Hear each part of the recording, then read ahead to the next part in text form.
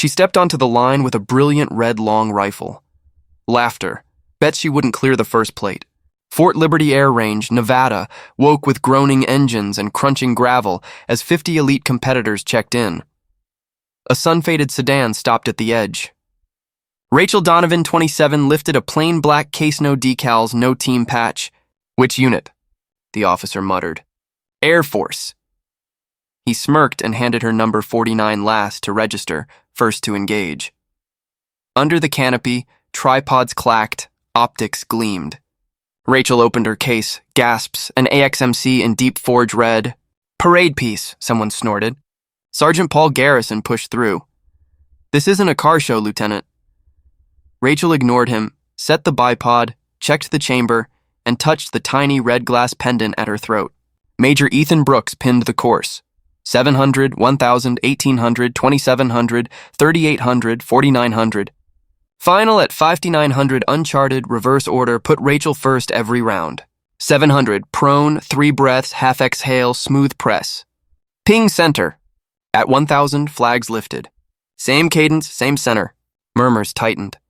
Paul folded his arms, tracking economy and recoil. At 1,800, she added 5 shallow breaths, 1 deep, a held half exhale. Mark, ping. Center, the spotter said, uncertain. "You seen that breathing?" Paul asked a vet. Head shake. "Not in any school." At 2,700, mirage and shear warped the air. Rachel set a compact meter density, pressure, altitude, temperature, then scribbled drift and Coriolis into a waterproof notebook. Math like a private language. Mark, dead center. In the bleachers, a wheelchair creaked. Retired Colonel Walter Briggs leaned forward and whispered, "That's Helios breathing." Paul searched his phone. No Rachel, no Helios. A ghost. Cool air dragged over the ridge at 3,800. Flags snapped. She nudged the bipod, lowered a notch, rang center again in punishing wind. Paul hit outer ring steel good, not dominant. At water, Brooks handed her a bottle. "Impressive. Keep it together, Commander, Lieutenant." The slip froze Paul. "Commander, General Cole Whitaker's directives." The titles buzzed like a live wire. At 4,900, 6 competitors remained. Storm pushing. Rachel let the pendant swing once, settled, engaged. "Center mass," the spotter blurted. No one else touched it. Paul demanded inspection. Technicians stripped the red long rifle to pins and springs, no hidden electronics, no illegal mods. The scuffed finish told miles. Rachel's voice was quiet. "My sister built it, she painted it." Scores, 3 left Rachel, Paul, and Doyle, an old Marine with a 30-year scope. Thunder stitched the horizon at 5,900. Doyle missed.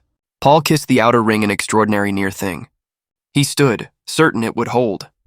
Rachel lay behind the red long rifle. She murmured numbers into thunder, took 1 long breath and a shaved exhale, and broke the mark into the wind. Second stretched, then a bell-pure clang. Center at 5,900. Wind lifted her jacket as she stood, bearing a tattoo. Wings arched over a blazing sun. Paul knew the mark from Base Camp Whispers Project Helios. "Impossible," he breathed. General Whitaker arrived. Confirmation protocol. SO cock at 6,200. Moving course. Timed. Paul ran first 5 of 6 under the clock. Applause. Rachel flowed post to post on that uncanny cadence. At the last plate, she touched the pendant, exhaled, engaged. Ping. All plates struck. The range went silent, then erupted. Whitaker stepped forward. "Assessment complete. Major Donovan, status confirmed." Rachel's posture changed, authority unmasked. Paul understood this wasn't a contest. It was a test. A runner splashed from the command shelter. Ops Guardian stranded on Alaska Ridge. 2 wounded, opposition closing. "Immediate overwatch." Rachel's composure cracked. "Who's leading?" "Brigadier Daniel Donovan, your brother." The storm over Fort Liberty didn't matter anymore.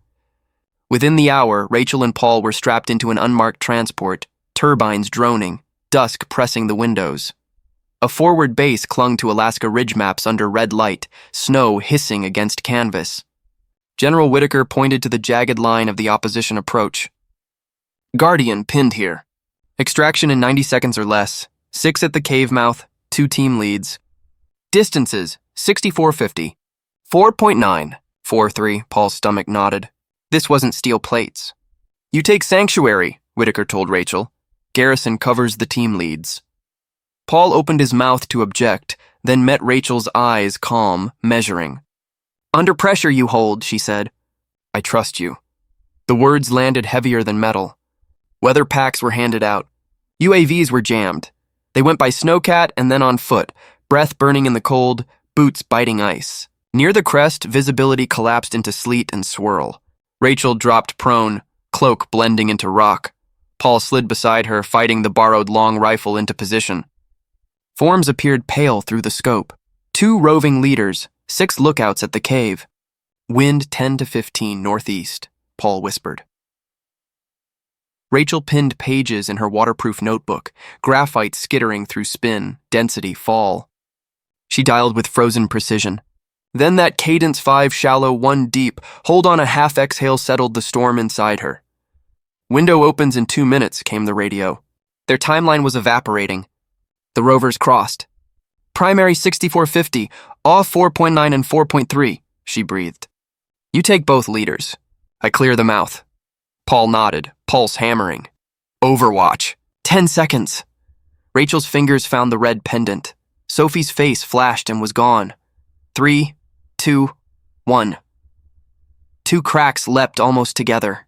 Both team leads dropped before they could turn. Rachel's long rifle answered in a clipped rhythm, 6 controlled marks, each riding the recoil's return. One by one, the lookouts at the cave folded where they stood. The Tempest screamed. The ridge went unnaturally still. Plate secured, Rachel reported. LZ clear, Guardian erupted from hiding, dragging the wounded. Engines thundered as the rescue bird shouldered down. Through her scope, Rachel caught the last man boarding tall, broad-shouldered, sleeve bloodied. Brigadier Daniel Donovan paused, turned toward the ridge 6 kilometers away, and raised a slow salute. Rachel's lips trembled once. Sophie, it's done, she whispered, pressing the pendant hard enough to blanch her fingertips. It ended as fast as it began.